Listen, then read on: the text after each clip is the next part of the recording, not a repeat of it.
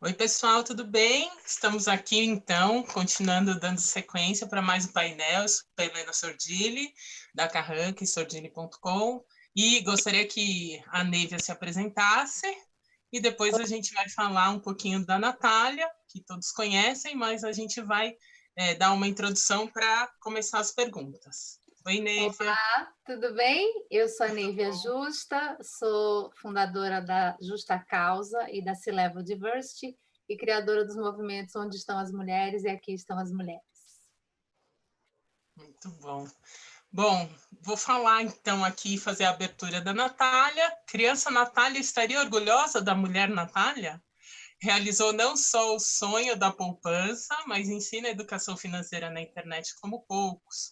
Jornalista por formação, influenciadora por tino, Natália tem um verdadeiro império que começou na mente, se expandiu com louvor pelas redes, com os vídeos detalhados, cursos, chegou até a televisão, depois de vários nãos, ajudando pessoas a mudar a relação com o dinheiro.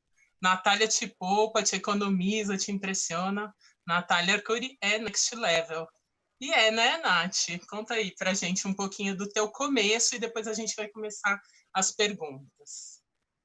Oi, Helena. Oi, Neivia. É um prazerzão estar aqui falando com vocês. Obrigada pelo convite. Parabéns pelo trabalho de vocês.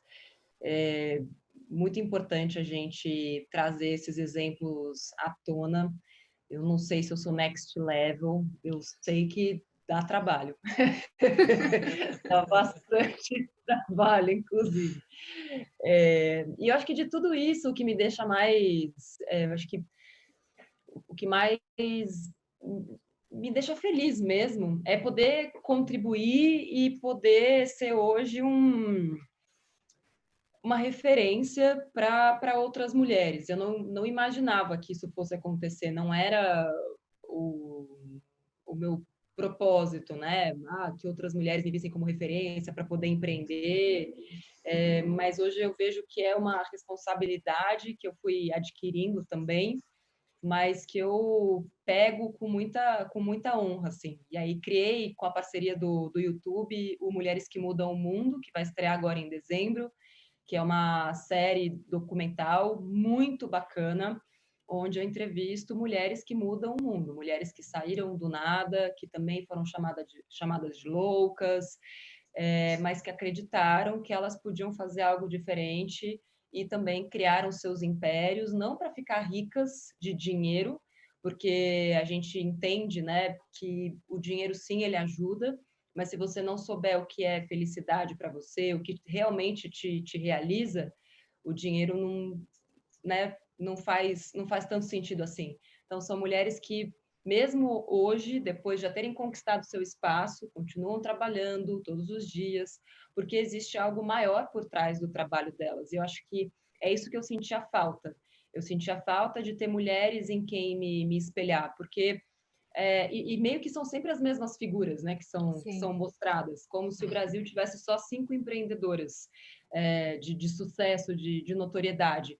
E a gente precisa dar mais voz para essas mulheres, dar mais espaço para essas mulheres, para que todo mundo consiga se espelhar nelas, para que a gente entenda que não é só Jorge Paulo Lemann e Luiz Helena Trajano que comandam o empreendedorismo no Brasil, que existem milhares, milhões de mulheres com potencial que, se ainda não criaram os seus impérios, vão criá-los porque tem potencial para isso. Muito bom. Conversando ontem com a Neivia, a gente estava falando dessa questão dos desafios por ser mulher, né? Que nós enfrentamos, né, diariamente por ter casa, filhos e dupla, tripla jornada.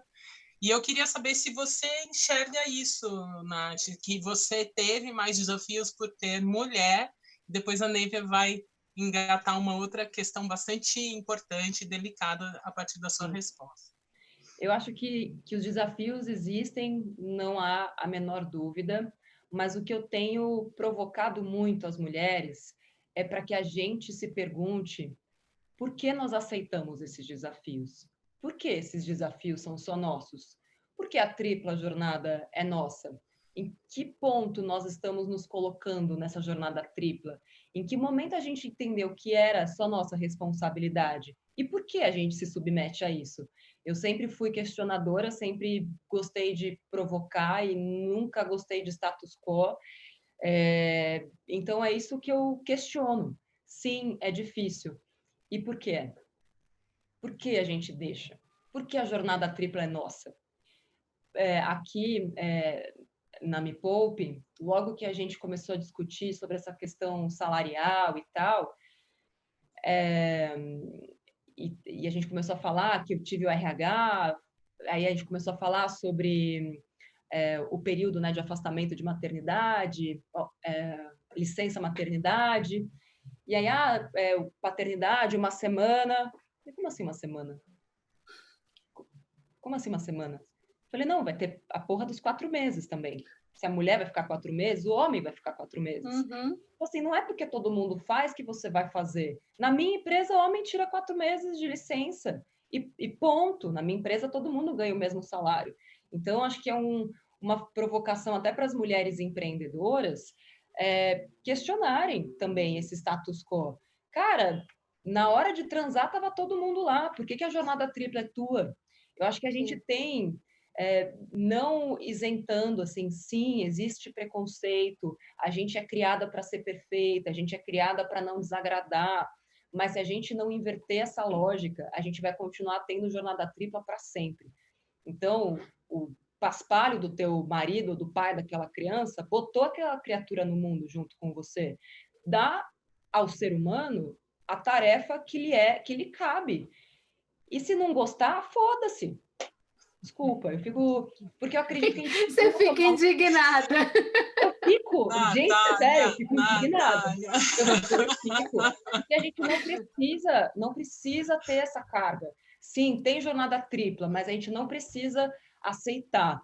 Ah, nossa, tem jornada tripla. Decida não ter. Decida não ter. Escolha melhor o pai do seu filho.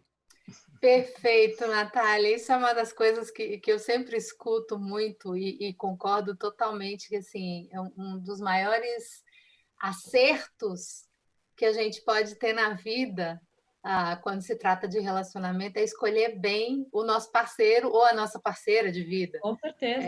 Porque é para dividir. Não é para a gente fazer e a criatura que está com a gente ajudar em casa. Ajudar, era só o que me faltava. Ah, ele ajuda. Que inútil! Que inútil! Não tem que ajudar. Você sabe que eu ouvi esses dias o Reinaldo Bugarelli, que é um super consultor de diversidade, dizer uma frase que nunca mais eu esqueci, que eu uso sempre. Quem ajuda em casa é visita. Com pai e mãe participam da gestão da casa. Isso. Compartilham a responsabilidade. Exatamente. Eu queria te perguntar uma coisa, Natália, que é muito séria e que você, como essa empreendedora e essa influenciadora que deve ter enfrentado, mas que a gente precisa conversar sobre ela, que é a questão do assédio sexual. É uma questão que ainda se trata de maneira velada, como se não acontecesse, se coloca embaixo do tapete. E eu estou trazendo essa questão em todas as minhas interações, porque recentemente, no começo desse mês, 2 pesquisas foram divulgadas, muito sérias. Uma do LinkedIn com a Think Eva, que fala que 50% das mulheres brasileiras já foram assediadas sexualmente no ambiente de trabalho, isso sem falar todo o assédio no próprio LinkedIn. E a outra da Plan International, que diz que as meninas brasileiras são assediadas sexualmente na rede a partir dos 12 anos. 77% das meninas brasileiras já sofreram algum tipo de assédio. É o índice mais alto em 22 países que foram pesquisados, com 14 mil meninas. Então, a minha pergunta para você é: você já foi vítima de assédio sexual? Como você lidou com isso? Como você discute sobre isso? Como você ajuda as mulheres que te seguem a enfrentar esse tipo de situação? Olha, para ser bem honesta, falei uma vez só sobre isso no meu Instagram e foi bem chocante. Mas sim, já fui. E eu acho que é importante a gente entender o que é o assédio sexual, né? Porque o assédio que eu sofri, ele era com palavras, ele era muito Sim. ardiloso. Ele não parecia assédio, mas era um constrangimento, porque eu achava que eu seria errada se eu, de repente, repelisse aquele assunto que era trazido daquela forma. Eu não queria saber sobre aquelas coisas, eu não queria ouvir aquilo, e me sentia mal. E quem olha de fora, mas até parece que ela não sabia o que estava acontecendo. E ainda mais quando você é nova, né? Foi no meu primeiro Sim. estágio que isso aconteceu. E você não sabe mesmo, porque eu acho que a pessoa que abusa, principalmente quando é um homem mais velho, ele sabe o que está fazendo, ele sabe como cercar, né, a sua vítima, como fazê-la se sentir culpada. E tem vários vídeos que mostram isso, acho que de um jeito muito bacana. Eu vi um recentemente, assim, que você fica revoltada, mas que é exatamente aquela situação que acontece. Então, não é um tema que eu abordo com muita frequência, mas eu acho muito boa provocação para que a gente aborde, ainda mais depois desse dado nojento, né? Tenebroso. Nojento. E me pergunto, por quê? Qual é o nosso problema? E acho que tem uma questão muito importante, que é essa questão da culpa, né? Da mulher que é criada para ter culpa por tudo, né? Então, ela é assediada e ela ainda se sente culpada, né? Um crime de assédio é difícil de ser comprovado, por exemplo, né? Tem toda uma série de questões aí que precisam acontecer, de circunstâncias corretas naquele minuto para que você consiga comprovar, né, uma coisa dessa. Enfim, é muito, muito delicado e a gente fica feliz, né, Neivia, que ela coloque, traga esse assunto E se posicione mesmo. uma das coisas que a Natália falou é muito importante, que é, de fato, discutir e deixar evidenciado o que caracteriza o assédio sexual, Sim. porque as mulheres têm muita dúvida, elas só associam, isso as duas pesquisas mostram, elas só associam assédio sexual à coisa mais explícita. Ao toque, né? Ao beijar. Ou aquela coisa de te convidar para ir para algum lugar, né? Sim. Então, essa coisa mais ardilosa é muito importante que a gente converse, porque, inclusive, quando você fala de ambiente de trabalho, só 5% das mulheres denunciam, porque elas não confiam no sistema. E aí a gente tem que pensar, uma coisa que eu acho muito bacana trazer para você, é que é um dado também que eu descobri há pouco tempo e fiquei muito chocada, dessa relação da mulher ser propriedade do homem e dessa questão do poder do homem sobre a mulher, que é o seguinte, até 1962, a gente está falando de menos de 60 anos, as mulheres casadas eram consideradas incapazes. E elas precisavam de autorização do marido para poder trabalhar, para poder tirar documento, para poder viajar. Então, a gente passava da posse do pai, da propriedade do pai, para a posse do marido. Então, é muito recente. Então, voltando para a primeira questão que você trouxe, a gente tem muita coisa para desconstruir. E, assim, Com você certeza. é fundamental nessa jornada. Com certeza. E eu acho que a primeira coisa é desconstruir mesmo. Tá, se tudo fosse do jeito que eu quero, como seria?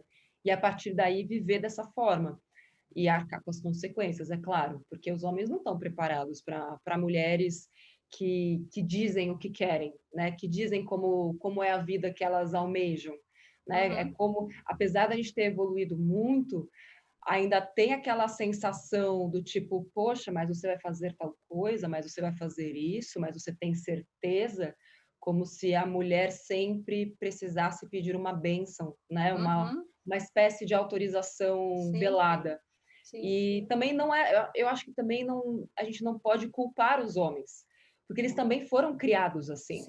Sim. Então, eu acredito que depende muito de nós, mulheres, catequizarmos, sabe mesmo? Educar essas pessoas, principalmente mulheres, mães de homens, cuidado com a criatura que você está botando no mundo.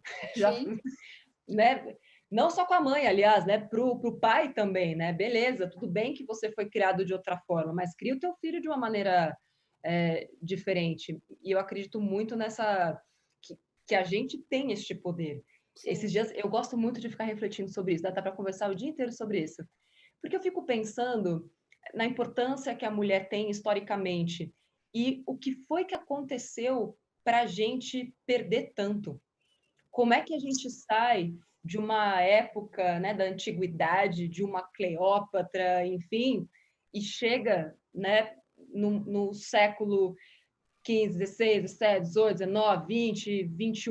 O que foi que aconteceu? Qual foi a narrativa que criaram? Em que momento isso se perdeu? Até porque acredito que é assim, né, rebobinando a fita, a Sim, gente vai conseguir entender melhor onde foi que a gente passou a acreditar que a gente precisa ser perfeita, que a gente é incapaz, que existe uma disputa muito louca entre as mulheres. Caralho, isso não está escrito em lugar nenhum, assim. Isso, na Mas você realidade, sabe, não Nath, existe. que eu penso muito sobre isso e já li muito sobre isso, que fala que é a partir da criação do amor romântico, né? Dessa Hum, construção de que antes a gente se casava pelos dotes e depois a gente começou a se casar, precisava ter algo mais no casamento que não só os dotes, e aí foi que se desenrolou tudo isso. Olha que jornada, né? Que caminho maluco, né? Onde chegamos. Antes da última pergunta, eu queria falar da vaquinha da Casa Hope. A gente está apoiando esse ano a Casa Hope com eu tô com a blusa aqui. o projeto Adote um Leito. São 30 mil reais por ano cada leito na Casa Hope e a gente está tentando conseguir a verba para sustentar um leito ao longo do ano.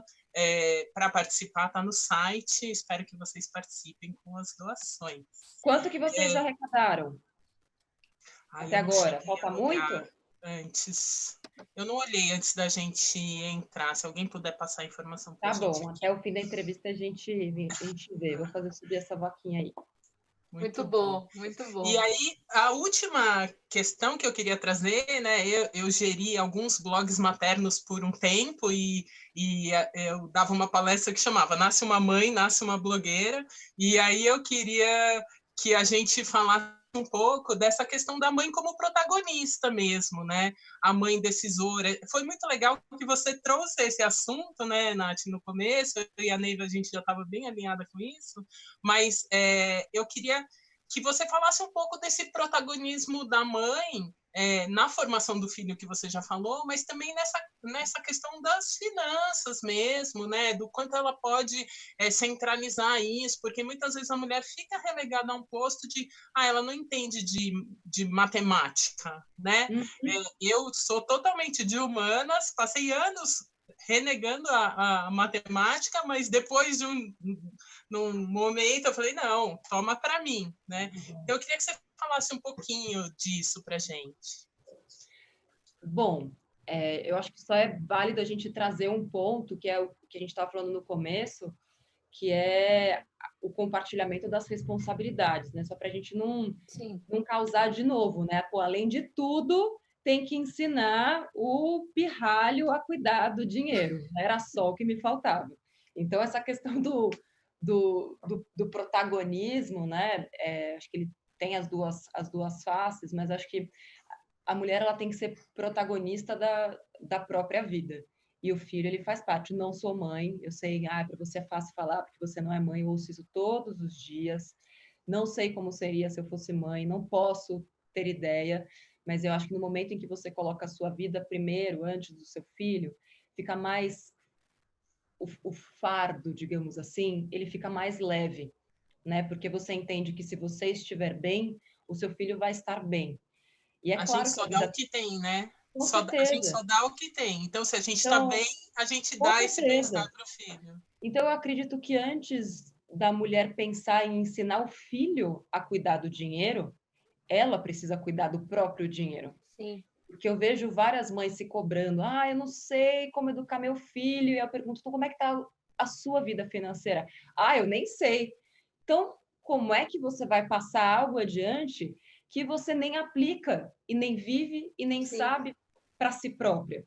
Então, acho que antes mesmo de pensar nas finanças do seu filho, coloca isso na sua vida, até porque as crianças elas aprendem pelo exemplo, né? Então, se Sim. você estiver dentro da tua casa, um exemplo de planejamento, de viver o hoje, sem deixar de poupar e de investir para o amanhã.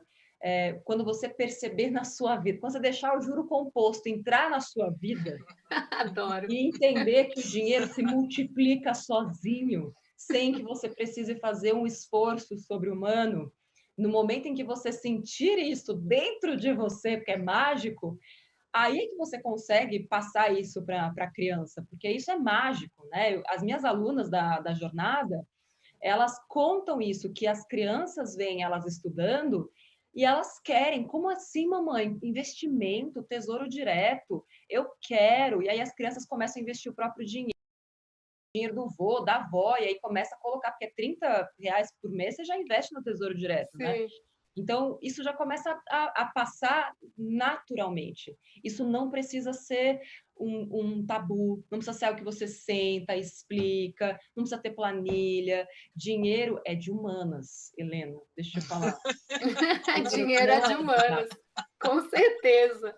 Com Dinheiro certeza. Sem não é de dúvida, exato. porque faz parte da relação, né? Sem dúvida. É porque é tudo uma questão de comportamento, né? Sim, Eu sou de sem humanas, dúvida. sou jornalista.